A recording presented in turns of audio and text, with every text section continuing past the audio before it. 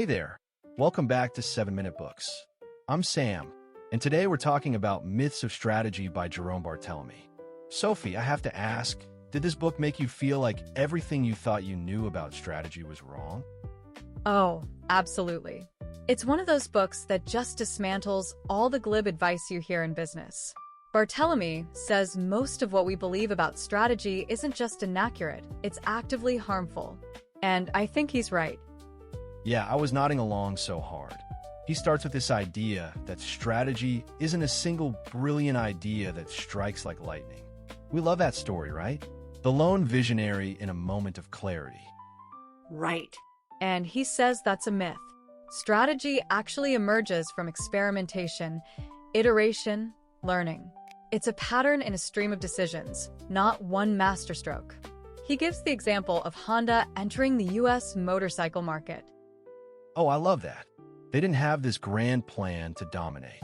They just stumbled onto a niche for small, efficient bikes used by ordinary commuters, not just the leather-clad rebels they were targeting. The insight came from a market, not the boardroom. Exactly. So leaders should stop searching for the one perfect idea and instead create an environment where small experiments are encouraged. Let the strategy evolve organically. And that ties into the myth of the perfect plan.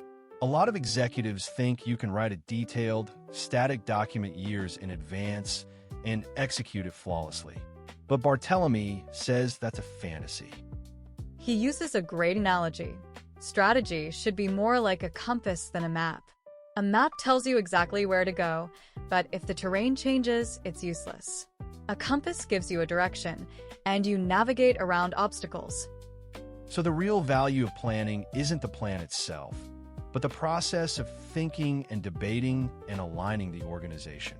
The discipline of revisiting assumptions is way more valuable than the illusion of certainty. Then there's the myth that you have to be the best. Barthélemy says strategy isn't about being the best, it's about being different.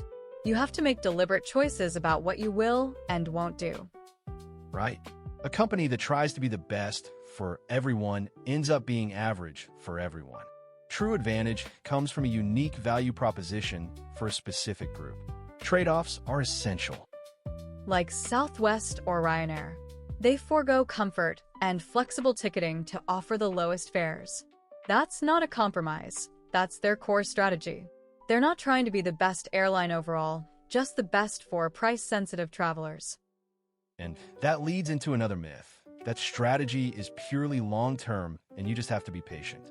Barthélemy warns that could be an excuse for poor performance.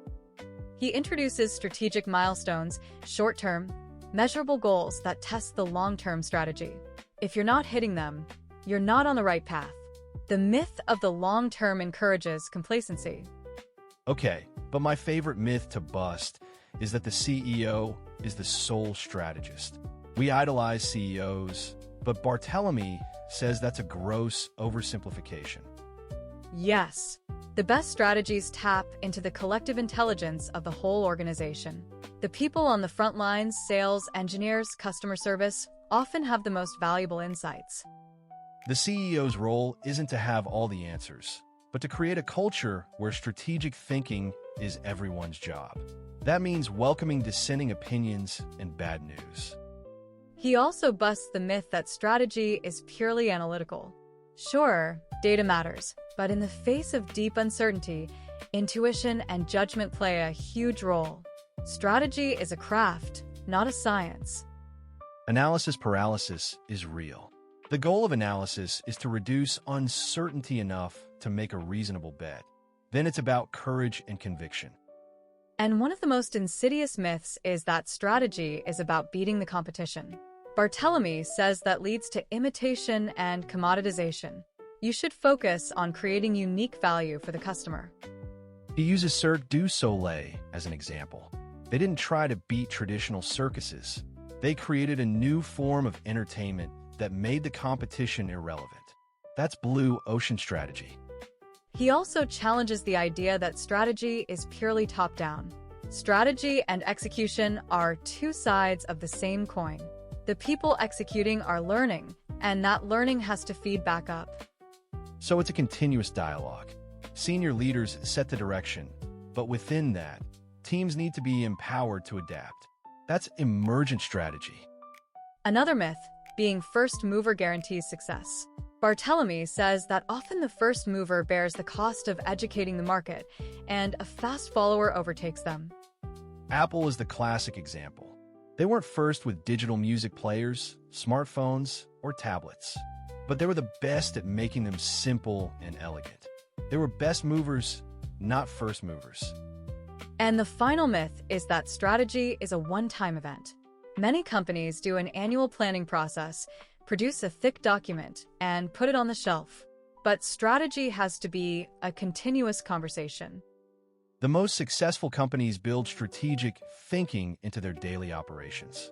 They're constantly scanning, challenging assumptions, and making small adjustments. It's a journey, not a destination. So the book is really an antidote to conventional wisdom. Barthélemy doesn't give a step-by-step formula. He gives you mental models to think more clearly and realistically about strategy. For me, the biggest takeaway is that strategy is not some magical, mysterious thing. It's a human process, full of uncertainty and trade-offs. And you have to embrace the messiness. And honestly, if you want to go deeper, the whole library is over on 7minutebooks.com/app with over 6,000 fiction and nonfiction titles you can read or listen to in any language.